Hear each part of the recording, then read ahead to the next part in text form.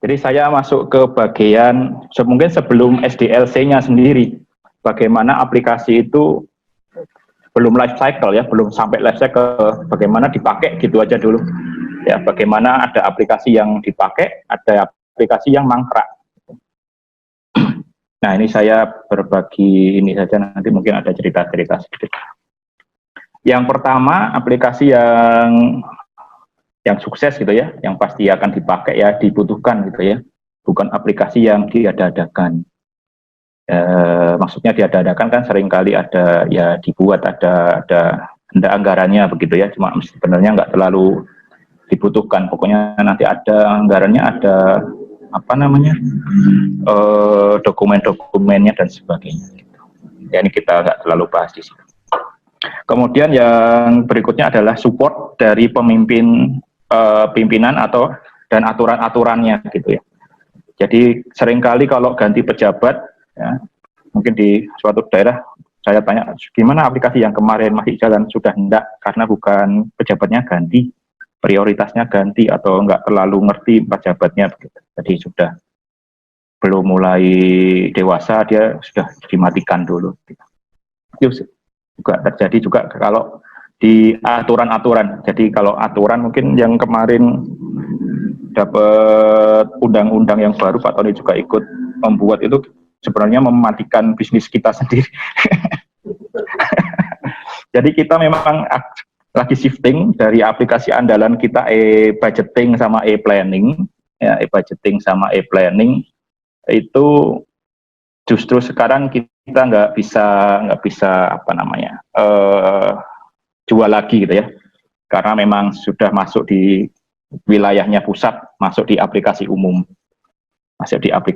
Jadi kita mungkin nanti ya di lain ininya, ngambil di lain tempatnya gitu ya.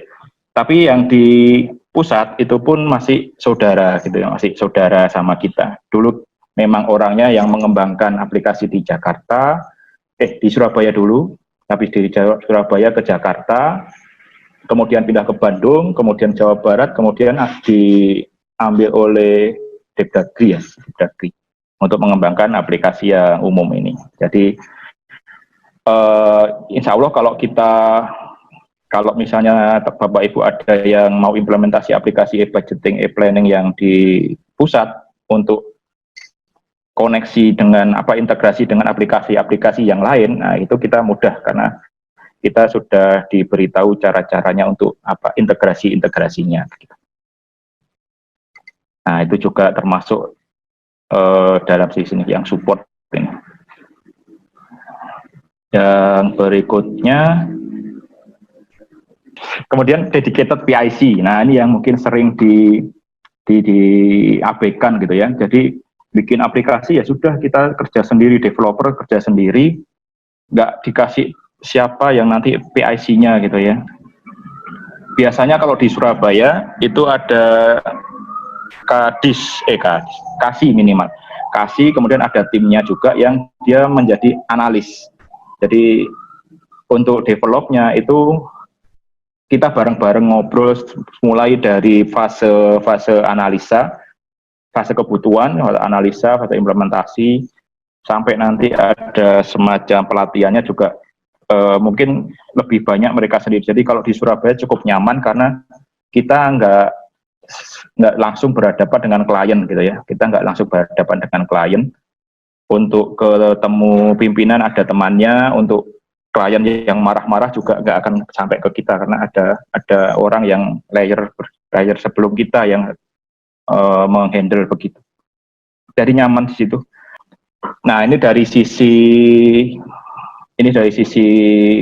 tuan rumah ya. Kalau dari sisi tuan rumahnya ini tidak, developer tidak rigid dan kaku dengan KAK.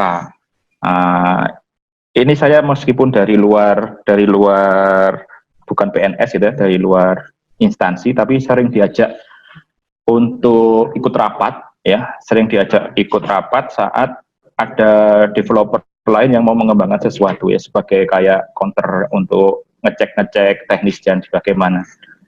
Nah biasanya kalau yang saya temui itu kadang kasihannya di teman-teman Pemda Pemkot itu kalau ada fitur-fitur kecil-kecil yang susah untuk mereka atau developer itu bikin tambahannya gitu ya.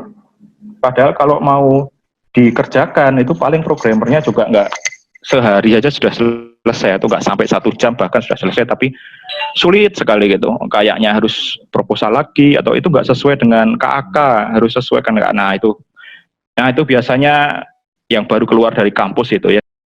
Kemudian misalnya sudah selesai, sudah jadi, aplikasinya harus openness gitu ya, untuk pengembangan dan integrasinya. Nah, ini dipastikan semua resource aplikasi dimiliki oleh tuan rumah. Jadi Pemda Pemkot mempunyai hak penuh gitu ya untuk database-nya, untuk source-nya ada semua. Database tidak di password gitu ya, tidak di password. Ini nanti Mas Bisma mungkin bisa cerita sedikit. Nah, ini yang cukup penting lagi, chemistry. Nah, ini mungkin yang Pak Tony cari-cari, kenapa kok jadi pengembangan di Surabaya itu kadangkala apa ya istilahnya sak-sak-dek-saknyek gitu ya. Memang kadang-kadang tidak ada apa-apa, ujuk-ujuk harus bikin aplikasi kayak yang rapot online itu 2 minggu sebelum rapotan sudah suruh bikin, ngobrol-ngobrol sebentar, seminggu dibikin, langsung diuji, langsung nggak pakai uji coba sih, langsung disosialisasi ke guru-guru. Agil sebenarnya, agile gitu. Jadi nggak akan pakai konsep SDLC yang benar gitu ya. Di situ kebanyakan mungkin ya saling percaya itu sudah connect, sudah chemistry-nya sudah dibangun sejak. Jadi yang rapot online itu kan dari 2000 berapa ya, mungkin sudah 5 tahun gitu kita sudah bekerja sama di e-budgeting, jadi langsung bisa connect, langsung pasti ya, jadi desanya gini terserah kita, pokoknya sesuai outputnya dan sebagainya, langsung nggak pakai demo, langsung sosialisasi.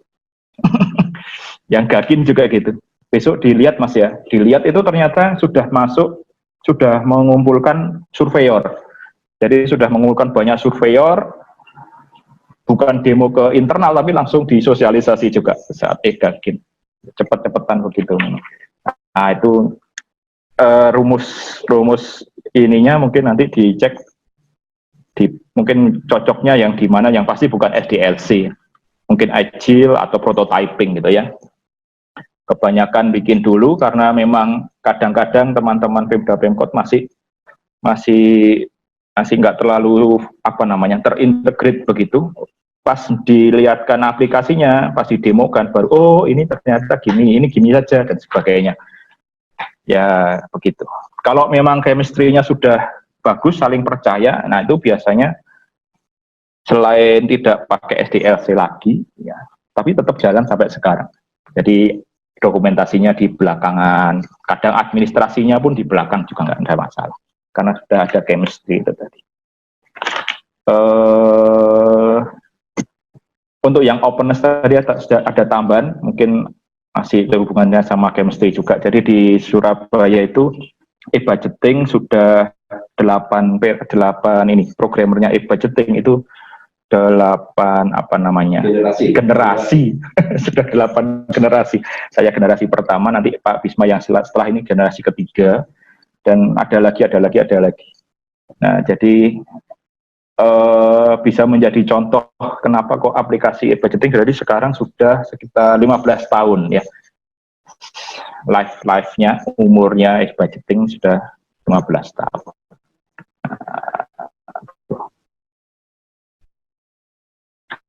Lagi ya. Sudah ya, gitu ya. Ya, saya kira itu untuk awalan. Jadi nanti setelah ini ada Mas Bisma yang lebih detail untuk tentang bagaimana pengembangan aplikasinya. Dari saya mungkin ini adalah environment yang nyaman untuk develop dan bisa memberikan kesuksesan aplikasi begitu. Ya, dari saya sudah dulu ya. Terima kasih. Assalamualaikum warahmatullahi wabarakatuh.